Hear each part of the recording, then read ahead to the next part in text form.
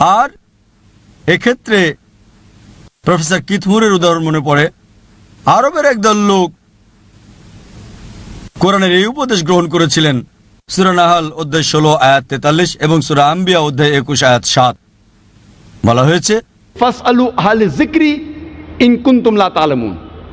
যদি তোমরা না জানো তাহলে যার জ্ঞান আছে তাকে জিজ্ঞেস করো।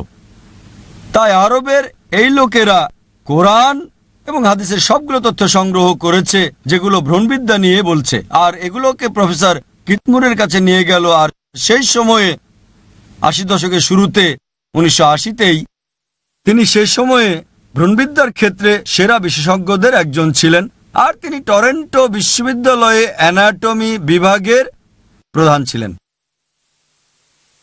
তারা কোরআনের বিভিন্ন আয়াতের অনুবাদ প্রফেসর কিথ মুরের কাছে নিয়ে গেলেন আর তাকে জিজ্ঞেস করলেন যে আপনার মন্তব্য কি। কোরআনের আয়াতের অনুবাদ এবং হাদিস দেখার পর তিনি বললেন, কোরআনে দেওয়া অধিকাংশ তথ্য আধুনিক ভ্রূণবিদ্যার সাথে একেবারে হুবহু মিল দেখা গেছে।